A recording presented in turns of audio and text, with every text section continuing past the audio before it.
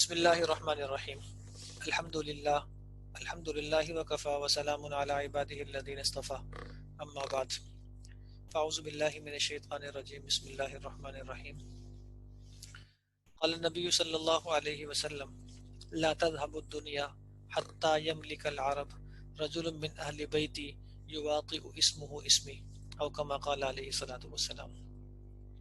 محترم حاضرین،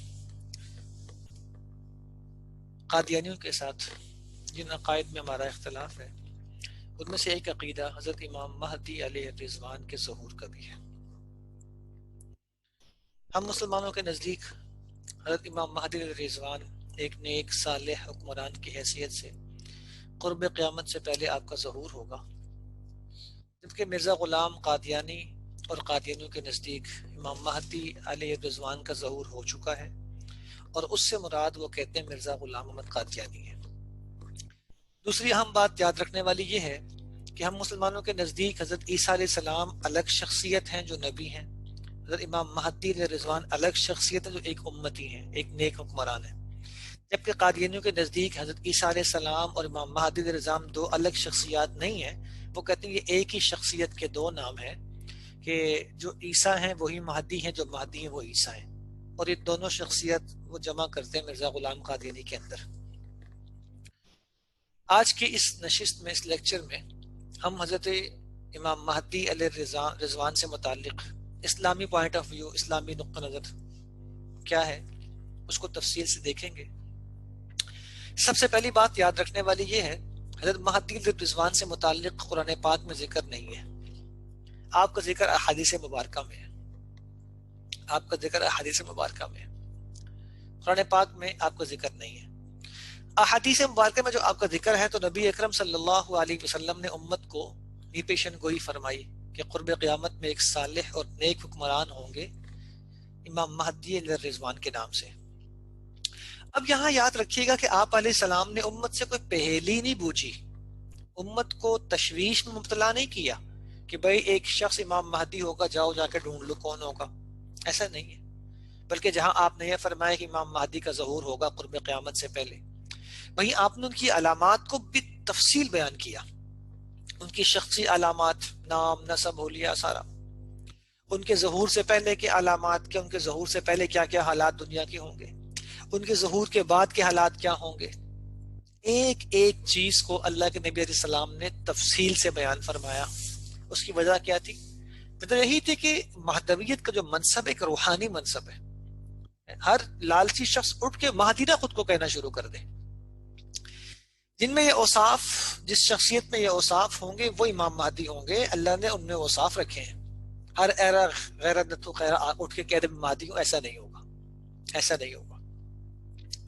آئیے حضرت امام مہدی علیہ الرضوان سے متعلق احادیث کا جائزہ لیتے ہیں کہ احادیث میں آپ کا ذکر ہمیں کن صورتوں میں ملتا ہے۔ حضرت مہدی علیہ الرضوان سے متعلق احادیث۔ نبی اکرم صلی اللہ علیہ وسلم نے فرمایا المہدی منکم اہل البیت، مہدی میرے اہل بیت میں سے ہوں گے، یصلح اللہ فی لیلۃ، اللہ تعالیٰ ایک ہی رات میں ان کی اصلاح فرما دے گا۔ جتنے اوصاف اللہ نے ان کو دینے تھے وہ سب کے سب اللہ تعالیٰ ایک ہی رات میں ان کو عطا فرما دے گا۔ اس طرح ایک حدیث میں اور ملتی ہے کہ اللہ کے نبی اسلام نے فرمایا مشرق سے کچھ لوگ نکلیں گے جو مہدی علیہ الرضوان کی حکومت کو مستحکم کر دیں گے، اور ہمیں یہ حدیث بھی ملتی ہے کہ اللہ کے نبی اسلام نے فرمایا کہ ہم عبد المطلب کی جو اولاد ہیں جنت کے سردار ہیں، یعنی میں، محمد صلی اللہ علیہ وسلم، حضرت حمزہ، حضرت علی، حضرت جعفر، حضرت حسن حسین رضی اللہ عنہ، اور مہدی علیہ الرضوان۔ یہ مختلف احادیث ہیں جن میں حضرت امام مہدی علیہ الرضوان کا ہمیں ذکر ملتا ہے۔ اس کے ساتھ ساتھ میں نے عرض کیا کہ اللہ کے نبی علیہ السلام نے آپ کی شخصی علامات ذکر فرمائی، تاکہ کوئی شخص کل کو اٹھ کر یہ نہ کہتے میں مہدی ہوں، اور کوئی مسلمان بیچارہ لا علمی میں اس شخص کو مہدی نہ مان لے، اپنا ایمان نہ خراب کر بیٹھے۔ اسی لیے آپ علیہ السلام نے حضرت مہدی علیہ الرضوان کی شخصی علامات کو ذکر فرمایا۔ مثلا ہمیں آپ کا نام، آپ کے والد کا نام، آپ کا نسب، آپ کا حلیہ، یہ سب چیزیں احادیث میں بھی تفصیل ملتی ہیں۔ اللہ کے نبی اسلام نے فرمایا کہ دنیا اس وقت تک ختم نہ ہوگی، قیامت نہ آئے گی، یہاں تک کہ میرے اہل بیت میں سے ایک ایسا شخص عرب کا مالک بن جائے گا کہ جس کا نام میرے نام کے مطابق یعنی محمد ہوگا۔ امام مہدی کا اصل نام کیا ہے؟ محمد۔ نمبر 2، آپ نے فرمایا دنیا اس وقت تک ختم نہ ہوگی یہاں تک کہ میرے اہل بیت میں سے ایک شخص کو اللہ بھیجیں گے، ان کا نام میرے نام کے مطابق یعنی محمد، اور ان کے والد کا نام میرے والد کے نام کے مطابق یعنی عبداللہ ہوگا۔ آپ کے والد کا نام عبداللہ ہوگا، محمد بن عبداللہ۔ نمبر 3، آپ کا نسب۔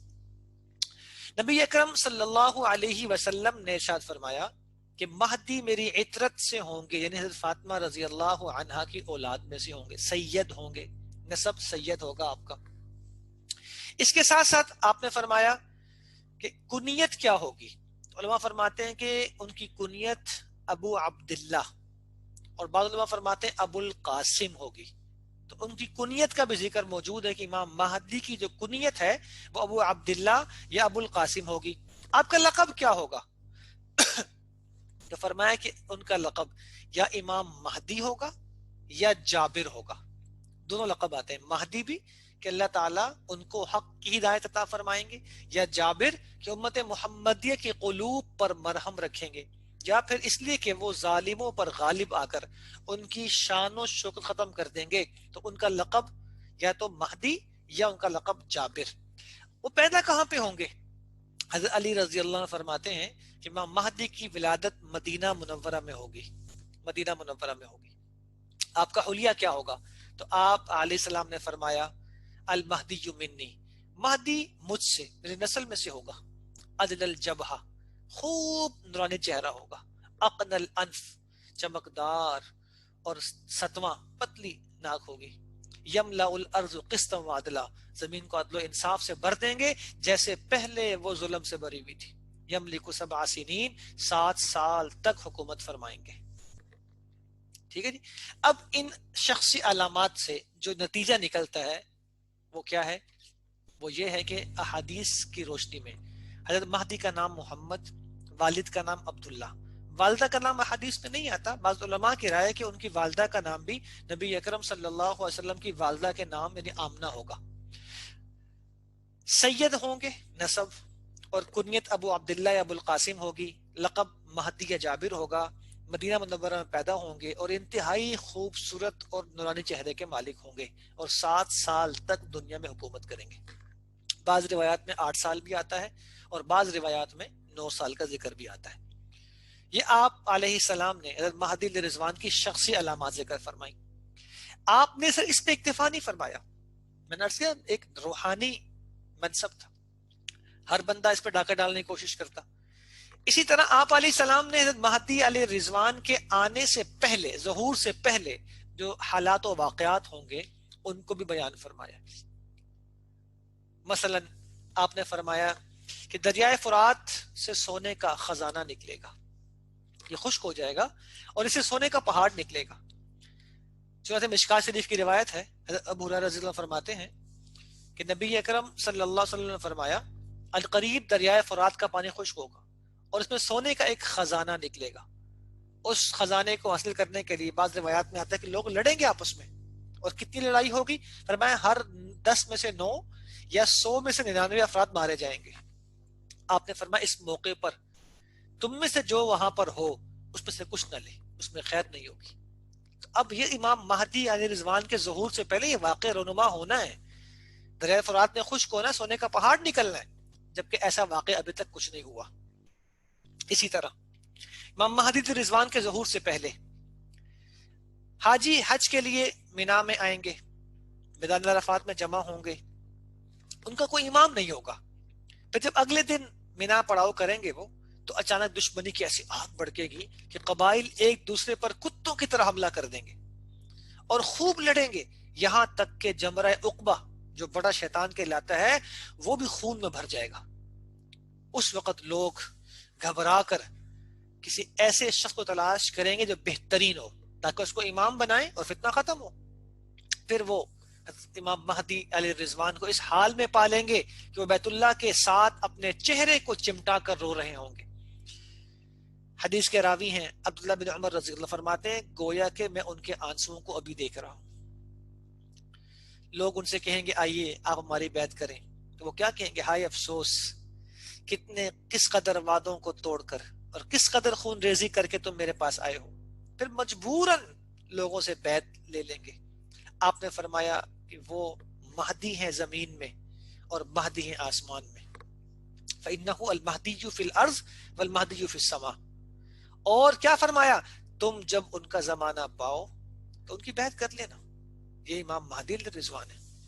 تو نبی اکرم صلی اللہ علیہ وسلم نے حضرت مہدی علیہ الرضوان کے ظہور سے پہلے کی علامات ذکر فرمائی. بعض روایات میں یہ بھی ملتا ہے کہ ان کے ظہور سے پہلے ایک فتنہ ظاہر ہوگا ایک شخص کا, جس کو سفیانی کا فتنہ کہا گیا ہے, اور وہ بہت زیادہ قتل عام اور خون ریزی کرے گا, بہت زیادہ. پھر امام مہدی علیہ الرضوان کے ہاتھوں یہ سفیانی مارا جائے گا. چنانچہ ان تمام علامات کا اگر ہم جائزہ لیں تو ہمیں یہ بات سمجھ آتی ہے امام مہدی علیہ الرضوان کے ظہور سے پہلے دریائے فرات نے خشک ہونا ہے اور وہاں سونے کا پہاڑ نکلنا ہے. پھر اس خزانے کو حاصل کرنے کے لوگ لڑیں گے آپس میں, قتل عام ہوگا. اسی طرح حاجی مینا میں آپس میں لڑیں گے, اور حدیث میں کیا ہے, کتوں کی طرح لڑیں گے, بہت سخت لڑائی ہوگی. سفیانی کا فتنہ ظاہر ہوگا جو قتل عام کرے گا. ان حالات میں حضرت مہدی علیہ الرضوان کا ظہور ہوگا کہ جب حاجی آپس میں لڑیں گے اور کسی کو اپنا خلیفہ امیر بنانا چاہیں گے تو مختلف دنیا کے کناروں سے علماء کرام جمع ہوں گے. وہ آپ کی علامات سے آپ کو پہچان لیں گے کہ یہ شخص حضرت مہدی علیہ الرضوان ہے, جو خانہ کعبہ کے غلاف چمٹ کر رو رہے ہوں گے. ان سے کہا جائے گا آپ ہماری بیعت کر لیجیے. وہ فرمائیں گے نہیں, میں اس قابل نہیں. وہ وہاں سے اس ڈر سے کہ مجھے خلیفہ نہ بنا دے, میری بیعت نہ کر لیں, وہ وہاں سے مکہ مکرمہ آ جائیں گے.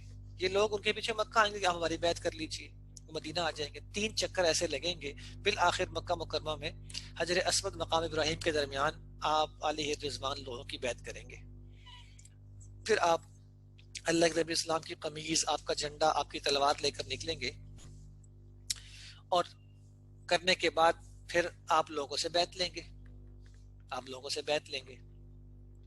اس کے بعد آپ جہاد فرمائیں گے. آپ جہاد فرمائیں گے. عراق کے اولیاء ابدال وہ لوگ آپ سے آ کے بیعت کریں گے. سفیانی جب یہ بات سنے گا کہ آپ کا ظہور ہو چکا ہے, وہ ایک لشکر بھیجے گا آپ کی طرف قتل و غارت کے لیے, لیکن وہ لشکر مقام بیدا جو آتا وہاں غرق ہو جائے گا, زمین میں دسا دیا جائے گا. پھر سفیانی خود آپ کی خدمت میں حاضر ہوگا اور آپ کے ہاتھ میں بیعت کر کے توبہ کر لے گا, لیکن جب واپس جائے گا پھر دوبارہ بیعت توڑ دے گا. مہدی علیہ الرضوان اس کا تعاقب کریں گے اور اس کو قتل کر دیں گے. اس دوران مختلف جنگیں بھی ہوں گی عیسائیوں کے ساتھ, تفصیلی روایات ہیں. بالآخر مسلمان بیت المقدس میں ہوں گے. اس دوران دجال کا خروج ہو چکا ہوگا اور دجال نے مسلمانوں کو گھیرا ہوا ہوگا. حضرت عیسیٰ علیہ السلام آسمان سے نزول فرمائیں گے. دجال آپ کو دیکھ کر بھاگ جائے گا. حضرت عیسیٰ علیہ السلام اس کا پیچھا کریں گے اور باب لد پہ جا کے قتل کر دیں گے. امام مہدی علیہ الرضوان حضرت عیسیٰ علیہ السلام کی میت میں مختلف جنگیں لڑیں گے.